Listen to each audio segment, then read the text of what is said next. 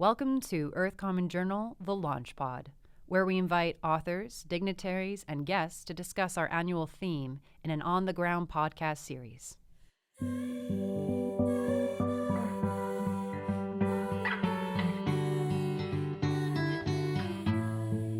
Thank you, Joe and Aske, for coming out today and speaking with me on the podcast about your projects and your editing work. This is a really unique format because what we have here are two authors and two editors. So Joe is the author of Unboxing and Aske is the author of Misinformation, and they were each other's editors. So they really had a nice close relationship and got to know each other's work, as I think probably as well as you got to know your own work. Would that be true? Yeah, I think so. Yeah, I would agree. Yeah. And my pleasure of being here. All right. So what did you find as far as similarities between your two pieces? And we'll kind of tag team here because we have a international call-in from Aske. So we know we have to kind of rely a little bit on audio signals to say, okay, it's Joe's turn to speak versus Aske's turn to speak because we don't have the visual cue. So Joe, if you'd like to take the lead on that. As for similarities, I know that we both wrote our papers for the same class, and so we had the same rubric to follow, but we kind of went... Okay, I don't know how to answer this question, sorry. Right. Do you see any similarities between the two? I'm not sure. My paper is about fashion influencers and whether or not they're sustainable, and Aske's is about climate misinformation. So I feel like I notice more differences because, they both deal with sustainability, which is a serious topic. Mine is more light and less impactful, I guess, and important, but still also part of the conversation around sustainability. Why would it be less important? I think because fewer people are impacted by fashion influencers. It's a subset of people who follow that kind of content, and whereas climate misinformation, for example, is broader and is seen by more people and influences more people. Aske, what do you think about that?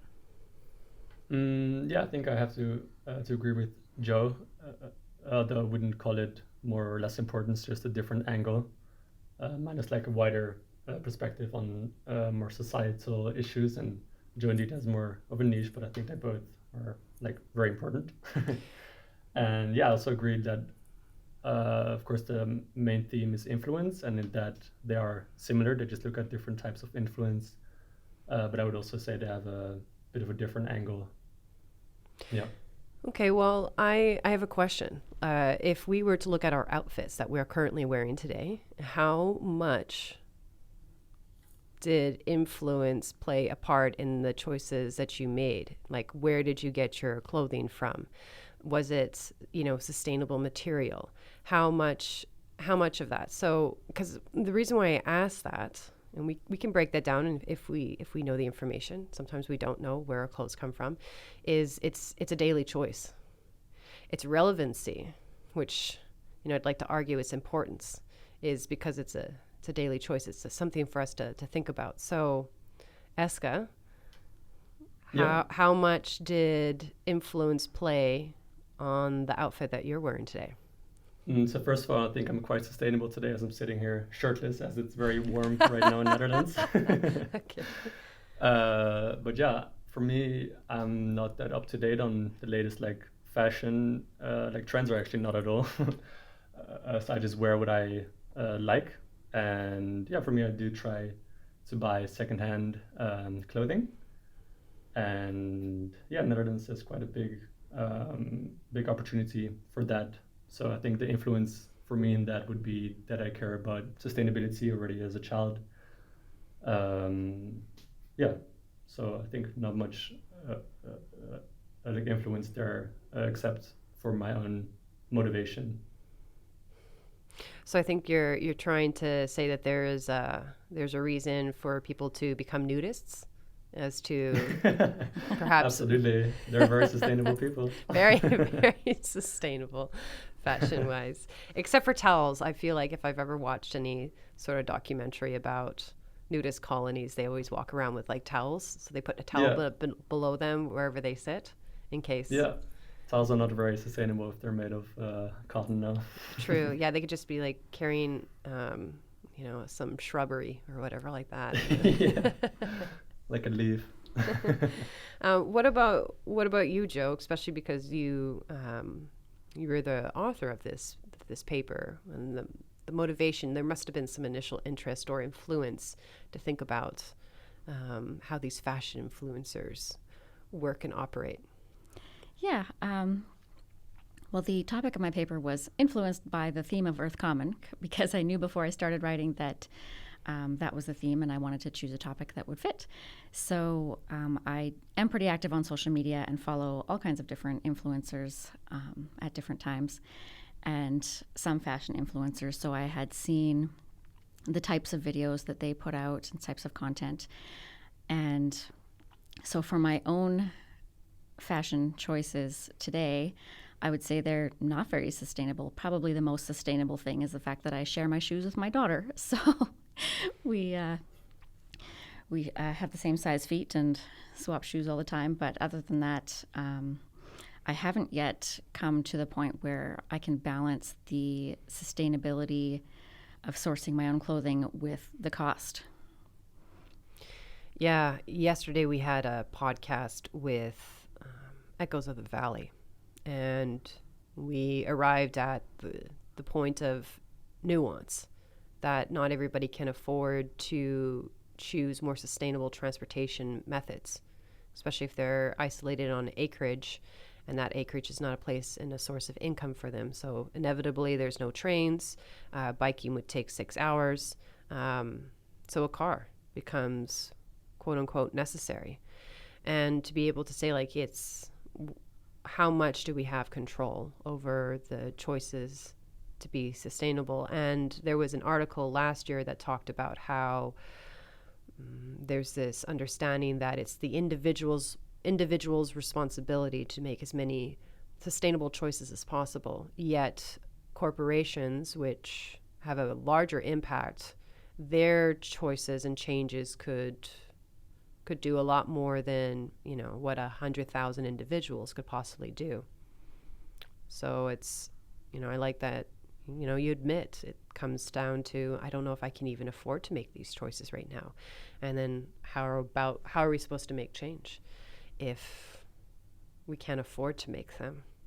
Right, exactly. And so now I just try to make the sustainable choices when I can and live with the guilt when I can't. So. Was it an enjoyable paper to write? Like, was there aspects that you enjoyed learning about fashion or anything of that sort? Yeah, it was really interesting to read the literature that I reviewed and learn about the influencers who do make an effort to be more sustainable, whether it is through showcasing thrifting content or companies that do make an effort to be more sustainable, and contrast that with the influencers that I've seen who don't, who order a new haul from Shein or wherever every month, and just so they can have content, and then you never see those clothes on them again. Who do you find is ultimately responsible as far as like how those influencers rise? Is it the influencer themselves? Is it the corporation? Is it the audience that keeps coming back for more? I think it's a combination of all those.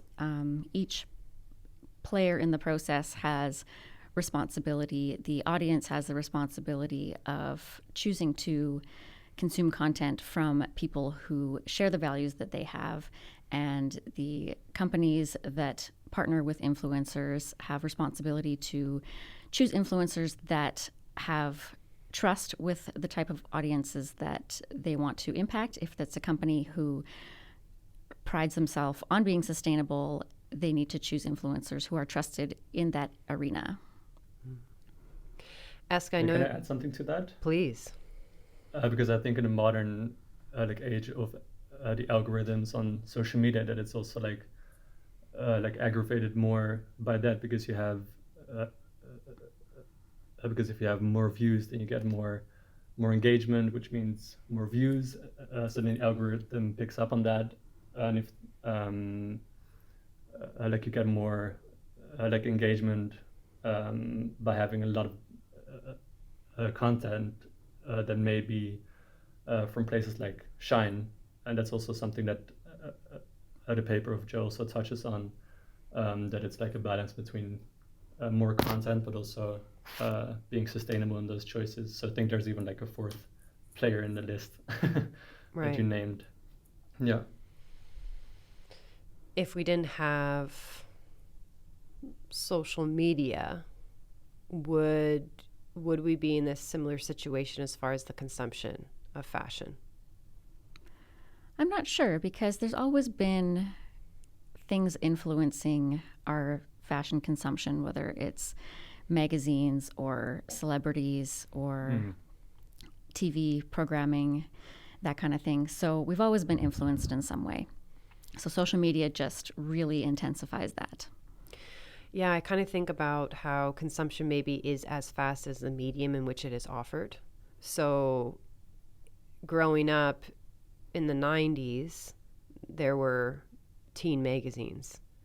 And to be able to see what people were wearing in those magazines, fashion wise, it's like, oh, great, that would be wonderful. Then you'd have to hunt your city at whatever age you were able to do so and try and replicate these fashions. Same thing with television, right? Inevitably, there'd be some commercials or somebody be wearing something on a television show. And again, it was, I have to go out and I have to find it, or I have to find a catalog and I have to like roam through it. And then now in TikTok, it's every 5 seconds you could find a new product that is linked in that video, and you can buy right then and there, and it can get shipped to you within 1 or 2 days, depending on how much you want to pay for express shipping. It's the way that the medium operates is in the way that people can consume it, both digitally by watching it, and then the products in which it's like, what post is not sponsored or does not possibly get you to buy something. Right. Yeah, I agree. It's really hard to tell the difference between the sponsored content and the influencers' own opinions too. So they may be raving about this article of clothing that they have, but often it's not very clear whether they picked it out and purchased it thoughtfully themselves or if it was given to them for free in exchange for the glowing review. So I know in like research papers we have a nice thick section, very interesting section called the literature review, where you review a bunch of different articles associated to the topic so that you can kind of come to an understanding of, I don't know, your claim or your conclusion. But not everything that you read gets to have a spot in the literature review. What did you find that you maybe couldn't include that you thought was perhaps insightful to fashion influencers, or something that you didn't find any research currently available, as in like no one's talking about this certain thing when it comes to fashion influencers, and let's say for example whether or not they even like the product? Right. Yeah, there wasn't a lot of literature available for comparing sustainable fashion influencers with those who are not sustainable, which was more what I wanted to look at. So possibly in the future, maybe I will do a study like that. Who knows? I always love that response, being like, oh, no one's looking here right now. So you get to contribute to that. Aske, since you are currently shirtless and not necessarily very influenced by what other people say is trendy, how was it to edit this article and to kind of see this world? What did you feel, or how did you think? Did anything change? Mm-hmm. So first of all, it was a pleasure to edit Jo's work because she's a great writer. So I learned a lot in this aspect as editor and author myself. But in influence, I thought it was really interesting to indeed see how these this very trendy thing, because of course know that they exist, but to also then read about it and learn about it in a more academic way, and then also to get more how do you say, like solutions that were actually based on research. And then also, for me, I really thought the recommendations that Joe made are very practical, and also that I could understand that it's indeed also about content creation and monetization for the content creators, but that it's also about a choice for them. Just a side note, Aske, are you recording from a microphone that's sitting on your chest, or are you speaking into the phone? No, I have headphones that are like connected to the headphones, like wired headphones. So what I'm getting it like brushing against your skin, so there's a little extra audio. So if you can even just like hold it out so that it doesn't touch or doesn't move. Yeah, sure. Yeah. Just slightly when you're moving. Yeah. Because I want you to be able to move and not feel super stiff. Yeah. That's much better. Okay, great. So nice. If you can keep it like that. I'm also talking with my hands, so I think that kind of rubs against it also. I know. That's why if we only had the money just to fly you in, right? Yeah, that would be great. Maybe one next year. One day. The articles get a lot of publicity. Exactly. We'll build to it. Not very sustainable though, but. Not very sustainable. That's not the topic here. The nuance, right? The nuance. Yeah. We'll ship you in a Sheen box. We'll unbox Aske. Yeah.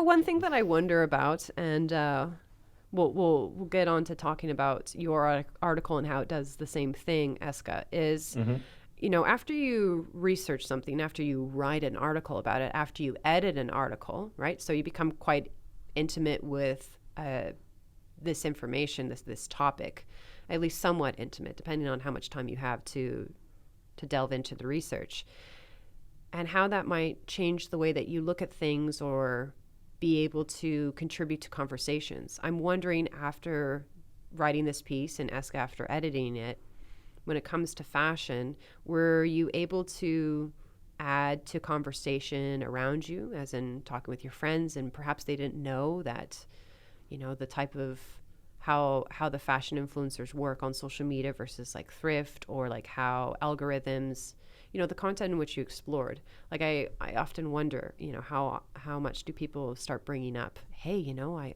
researched this, like, showing how I looked into this and this is what I found. Mm-hmm. Yeah, so for me, I didn't really talk about these things with my friends, also because I have quite like a green friend bubble, so to say. So I think they're quite like aware of it themselves, which is also maybe an issue of like an echo chamber maybe.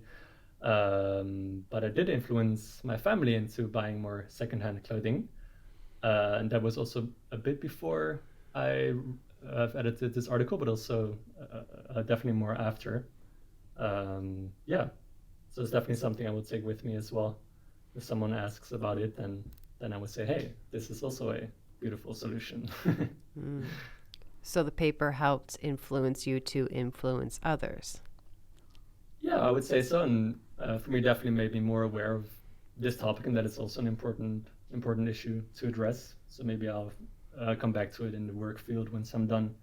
You never know when these things make their way back. Always credit Jo for her great work. Thanks. And what about you, Jo? Well, I think I haven't really talked about the influencer side of things a lot, but similar to Aske, I have talked about fashion sustainability with my family more. I have 2 teenagers, and they sure like those fast fashion stores in West Edmonton Mall. And I talk to them about where the clothing comes from and that it's not made to last, and just various ethical sustainability issues that go along with it. Actually, that reminds me to go back to your previous question, if there's anything that I saw that I wasn't able to include. I saw a documentary, I believe it was from CBC, about fast fashion, And that really opened my eyes with how clothing is made, how dangerous it is for the people who make the clothing. So I've talked about that with my kids. And my daughter especially has started to really be interested in secondhand shopping. She prefers to go look for clothing at Value Village instead of at West Edmonton Mall now. And I'm really proud of her for that because she has a great sense of style and can find things that she likes and is more sustainable about it rather than shopping at Urban whatever at West Edmonton Mall. Do you think that she would have been as influenced to start looking for different sources of fashion had you been maybe her peer or her teacher? Or how does the relationship that you have with your daughter, how does that actually affect the influence?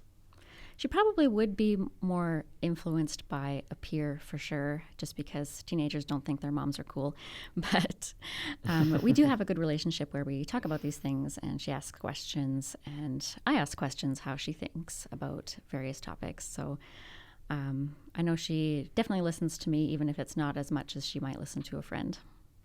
Do you think the aspect of like you being a researcher, I would try and envision myself sitting into your daughter's, role and like looking at, oh, my mom, she does research. She wrote this paper. Like, did she understand the lengths in which you took to understand what you were saying to her about fashion and fast fashion and influence? Did she know the work that you put into having that opinion? I'm not sure. I don't know if I even mentioned that I was writing a paper on it to her. Just the topic came up when we were shopping one day and went from there. Right. I would think myself to be like, well, I wrote a paper about this and it's totally. getting published. But perhaps, again, you don't actually need that as far as influence. Your daughter just sounds like she just will listen to her mother to a degree and feel like, oh, mom's pretty smart. She should know some stuff. She doesn't even have to check sources. No reference needed for your daughter, right? She's just like, mom knows. So I think that's a positive thing, especially if you're leading her into a healthy direction, right? Mm-hmm. Yeah.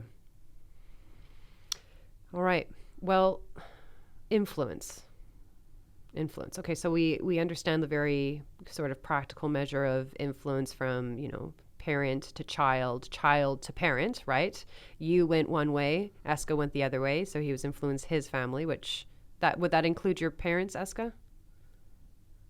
Yeah, my mom for sure. Right. Okay. So we have, both directions, people influencing each other. Moving on to Aske's paper. Aske, what inspired you to write your paper and where did the influence to write it come from? If I recall, I think the inspiration came from reading the news. Like I read The Economist, and sometimes they have different themes. And I think at least a few articles may have been about this issue, but it's also an issue that is becoming more and more relevant with the rise of technology and social media and algorithms, and now with artificial intelligence also on the rise. And I just love these type of topics that look at a wider perspective of that could benefit society as a whole. So it really fits my personal interests, and I thought it was also interesting to research something like this. And I'm actually going to take a class this upcoming semester on it as well, so that has left an impact on me.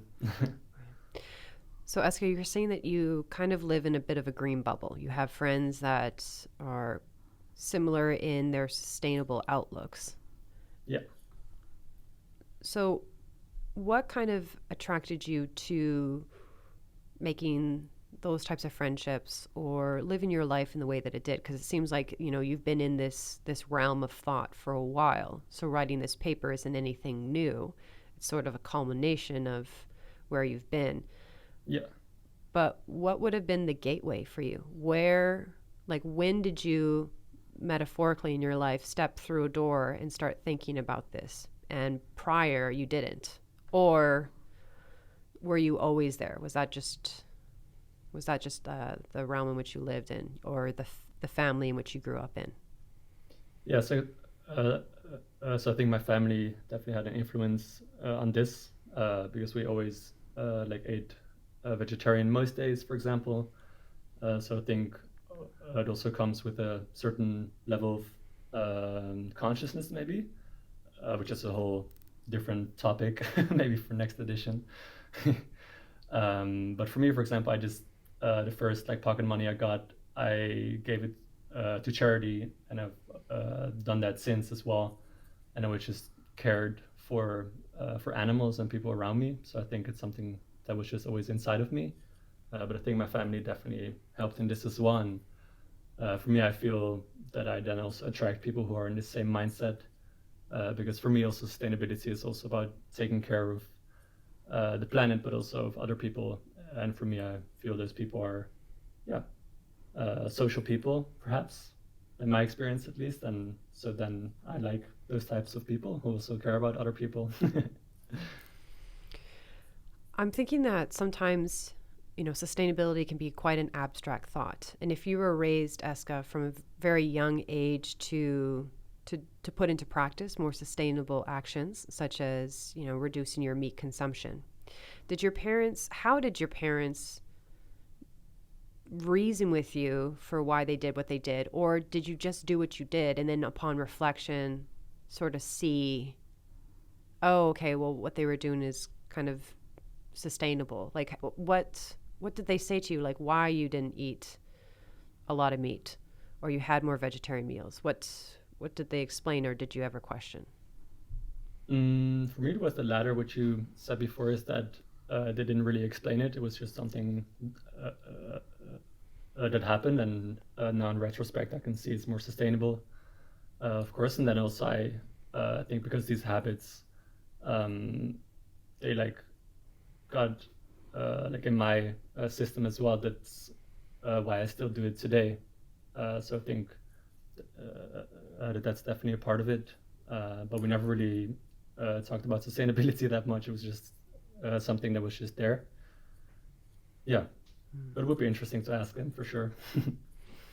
There's another topic for a paper, right? Yeah. Yeah. Continue with influence. If you get it done right away, we can include it in this edition. All right. All-nighter. All right.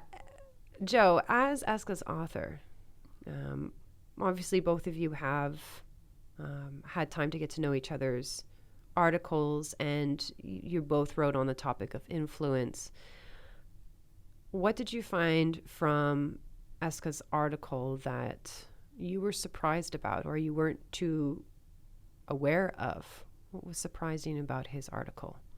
I think what most surprised me was the concept of inoculation to help people be more aware of misinformation and guard against it and being influenced by it. And that would be, I believe, exposing them to a small amount and with the awareness that it's misinformation so they can learn to recognize it. And I thought that was really interesting because it never would have occurred to me to do that. But I guess with more conscious and deliberate methods to educate people on how to recognize false things and misinformation definitely helps to protect them from being influenced by what they come across on social media. Why do you think that people do not or are not aware of misinformation? Why do we just assume that what we're reading is true? Where does that come from? And that's a question for both of you. For me, I think confirmation bias is a big thing where they listen to what they want to hear and then algorithms just make them get more of that angle, and the algorithms don't show them anything opposing because they engage with the stuff that they like. Yeah, I totally agree on that one. And for me also, I think that people that spread misinformation, they're very convincing, and they use very real-sounding arguments that may have been based on actual scientific research, but then they just pick out topics that they want to highlight that benefits their own agenda. But I think it can be very convincing. And also nowadays, there's so many different voices that they also don't know who to believe. So then they just go to the people that maybe need speak the way they speak, or say the things that they believe already, and then it just gets into like a rabbit hole, like how to say, like in a like an echo chamber again. That is just the same like voices repeated over and over again. Okay, so I'm hearing two things. One is of confirmation bias, and one is like people knowing that they're misrepresenting. So in one sense, confirmation bias is I already have my formed opinion, and I'd like to listen to other people tell me the same opinion. Therefore, I am right. Whereas in Aske, you're kind of, and correct me if I'm wrong here, if you're also saying that people know what is true and then decide to misrepresent that and say something different, mislead. And if that's true, yes, I think that there's people that definitely do this, and I don't have like evidence for it, but I think there's also people that just like maybe repeat things that they heard from someone who may have started knowing that it was misinformation, but then it just gets spread by different news outlets maybe, or different social media accounts, and then it just becomes like a new truth on its own without people even maybe knowing that it's misinformation. Why do you think people would want to misrepresent? Why do you think people would want to know the facts and then say something otherwise? What do you think would motivate them to do that? Yeah, so for me also, I touched upon this in my paper. It's people who benefit from slowing down climate action and want to maintain the fossil fuel dominated society. So just people who have an interest in not getting the truth out, for example, or just want to have their own agendas heard more. Besides that, like, let's say people who could benefit from maintaining the systems, let's say they're making money that way, what would be other reasons why people might misinform? As in, let's say, like, just the common person, or are there any other motivations that might make people misrepresent things? Yeah, I think there's people who just like to prank, so that's one, and maybe people who are like anti-establishment want to, kind of fight the system in their own way, and they maybe think that spreading misinformation is a way to do that. I've talked about this on other podcast episodes where I'm wondering sometimes when it comes to, climate action, how the climate is changing, our need for adaptation, conservation, things like that, is this understanding of like an existential crisis, right? Which is, I think, very true for people who start to delve into a changing climate and what needs to be done in order for us to adapt. And by us, I mean humans. And, to go a little bit more broader, various species that depend on a very particular setting in the Earth's condition for our livelihood, that it throws us into this existential crisis. And I wonder sometimes if people just can't bear that. And that, let's say with the fall of religion, we haven't really been trained to deal with existential matters. And that there is kind of like no story or myth or something that kind of holds us together to believe in some sort of commonality of how we'll get through, or how to grapple with the idea of, demise or livelihood in that kind of sense. And what I sometimes think about is it's like people pushing away from that fear. And perhaps it is the fear itself that is what we need. It's like this particular condition is needed, perhaps because humans haven't had enough existential crisis. Is it because we're too comfortable that it seems so much misrepresentation, misinformation, dishonesty? It's because we're just too comfortable and we don't want to get out of that comfortability of like, I just want to buy my shirt. I just want to like ride my car. I just want to do this. I don't want to think about all the things. What are your thoughts on that? Yeah, I think fear is definitely a big motivator for the general public to ignore what they know to be true and just avoid thinking about it and live their lives because they don't want to be pushed out of that comfortable place. They don't want to think about how the planet is impacted by their everyday actions, so they just push it away and try to stay in their comfortable little bubble. And I say they, but I'm guilty of that as well. Aske, what did you find? What did you find in your article that you feel can be a very practical measure? Like if you had just for an audience member right now who wanted to think of like one thing that they could do to inoculate them, what would you give to them as far as advice when it comes to reading information?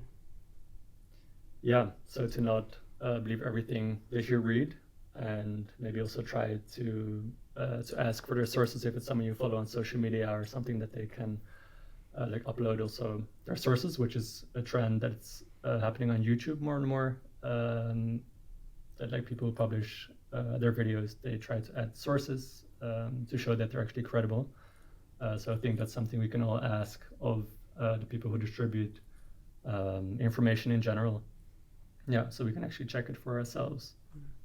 I'd like to add that when people supply sources, also to check those sources. This is coming from, my work, having having edited other people's papers and combing through references. Sometimes there's dead ends, and sometimes the references themselves, actually, the articles do not articulate the argument in which the person is saying. They'll take like a line out of an entire article, and because it doesn't have context of the entire article, just as that one line, one could then say, oh, look at there's a sentence where they said cars are good, or cars are this, or trees are bad, or something like this, and be able to like stand on that article and say like, look, this article was written out of Harvard and they said trees are bad, so what are you going to say? But within that context, it's actually quite different, right? Like, what would you say, Aske, to people being able to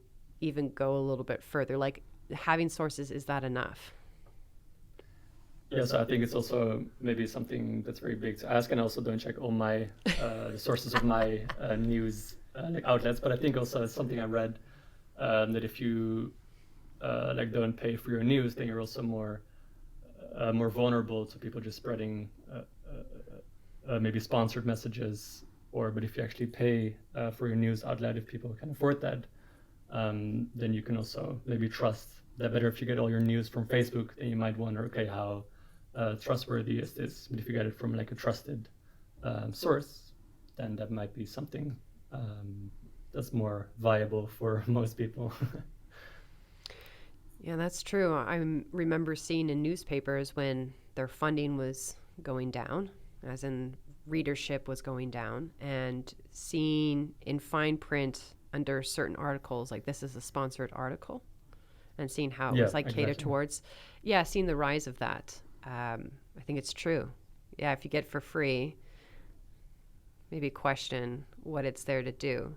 Or it's like, what is that saying? Like, nothing in life is free. So when I've heard this before in different classes where if you're not paying for it, then you're the product.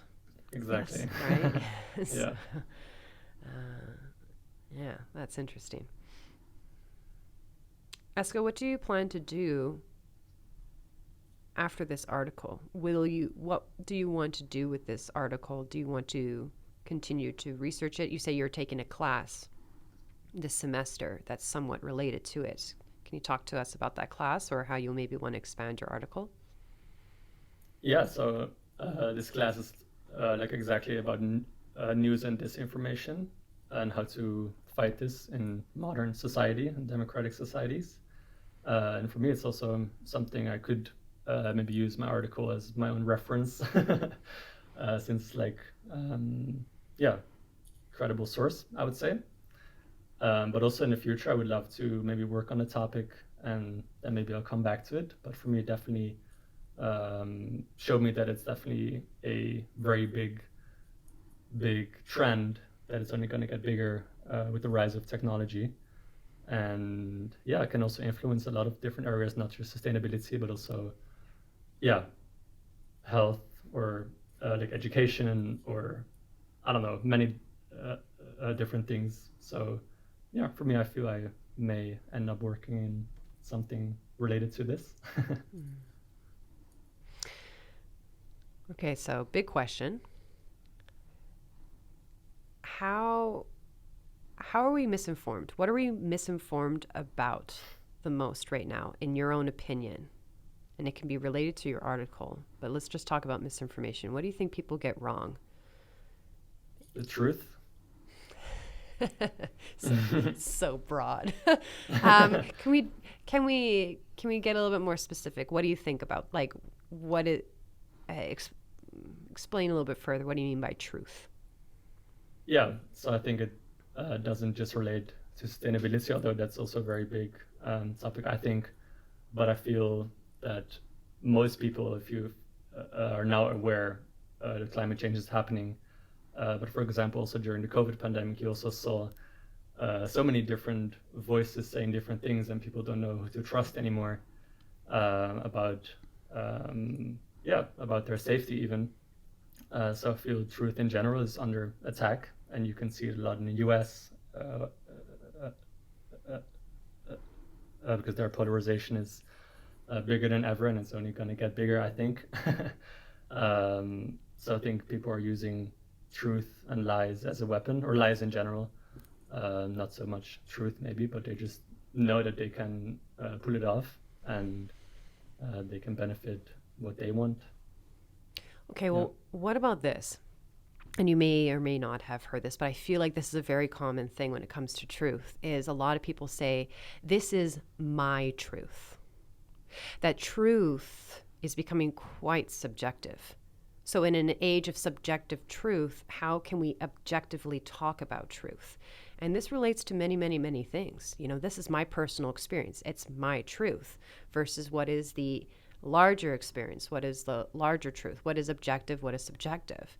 And so if it's easy for people to be misinformed about the truth, how much would that be possibly due to an era of my truth, right? Especially if, I mean, and I think that that's validated a lot, whether or not that that's maybe necessarily great or not great, but I do hear that a lot. So I feel like truth is kind of, what does that mean anymore? Are we talking about objective facts, scientific, like tried and true, 2 + 2 = 4? Or are we talking about, well, for me, that's what's true, but for you, it can be different. Like, you know, two things can be correct, right? 2 + 2 = 4, and 2 + 3 = 4 for some people. So who's at fault for knowing what the hell to trust when it comes to so many different types of truths? What do you think about that? Yeah, I think that's a great point that you're making. And for me, I would say that it depends on the topic. So if we talk about climate change, then I would say the truth is the truth that the scientific community shows that it's actually happening and that humans are the cause of it. But if it's something more about, I don't even know, maybe fashion, if we're related back to that, it's like there's less science and more in the people's opinions. And I think it's also important to value both. And I think that's also the freedom we have, and that's beautiful. But I think that it depends on the topic or issue that we're talking about. And for me, the bigger societal issues, there would maybe need a more scientific truth, or people who actually know what they're talking about, who have studied the topic. But if it's more about personal things, then absolutely people have the right to have their own truth. I'm just wondering if maybe truth is just not the right word. That often, like, people they're just like, I just want to use that word. I like that word. Truth sounds really good, but perhaps what they need to say is, in my honest opinion. Yeah. I That think sounds great. this. Yeah, exactly. Like that. It would stop being muddled, and perhaps truth then would stop being muddled. It's like, I don't know, whatever that phenomena is of like, I just like that word and I want to adopt it. And it's like how words and language changes, but maybe certain words shouldn't be touched. Whereas, and if truth is something that's supposed to be like black and white, or is it not? But perhaps that's, again, a larger conversation. Yeah, maybe in my honest opinion, that's what I think. What about you, Joe? What do you think we're really misinformed about?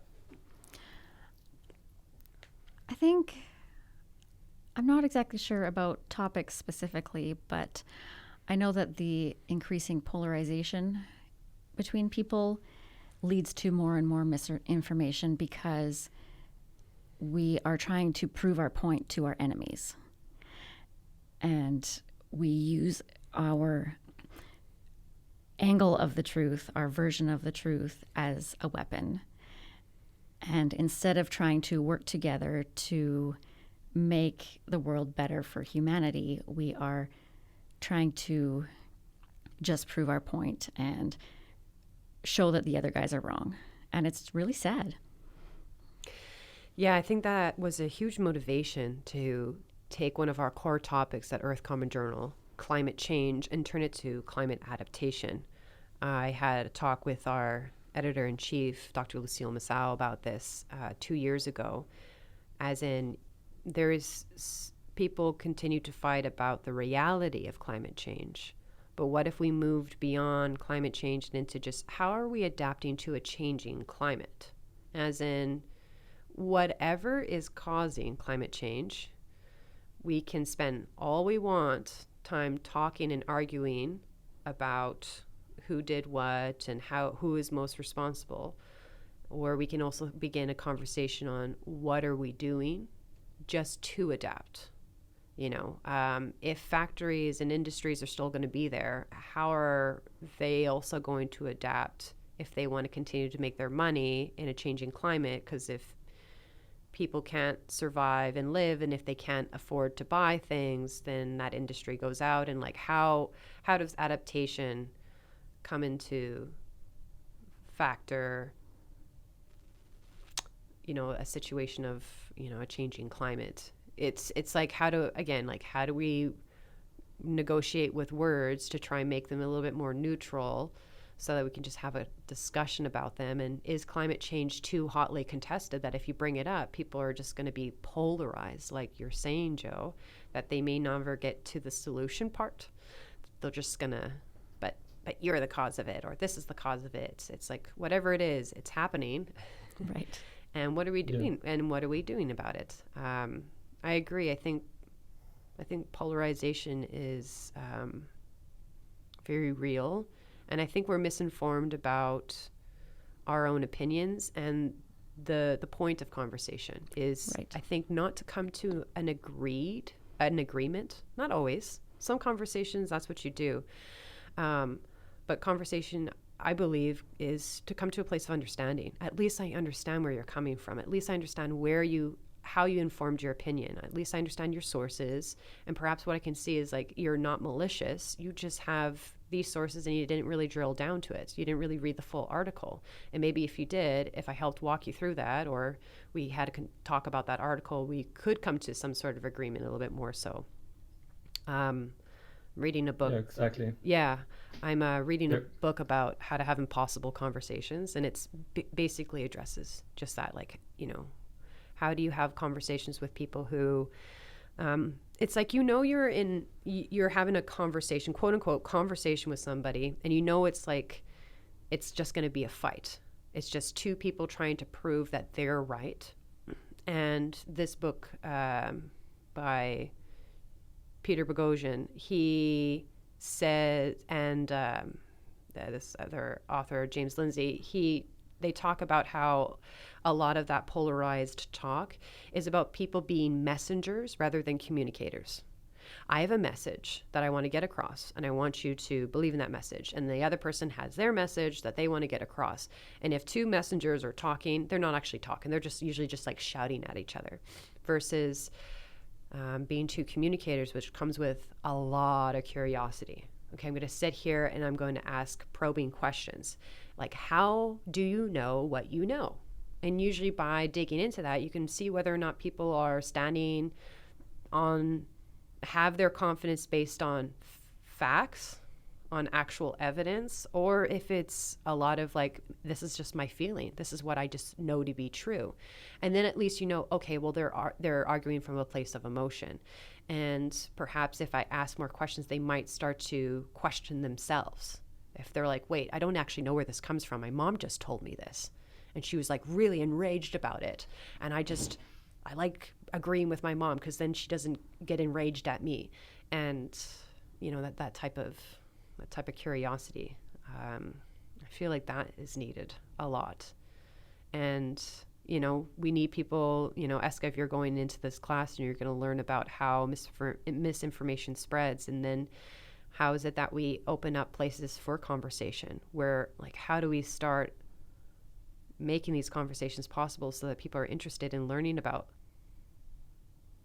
you know, not just the headline of a sensational article, but the sources, and looking into those sources. And, you know, how do we dive deeper? How do we continue to be curious? I think maybe that's where I'm trying to come at this, is like, how do we become insatiably, right, Aske?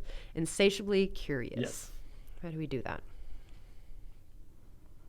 And maybe that's a rhetorical question, which we can leave for another time, because I think we're going to end it at that and get on with the rest of our day.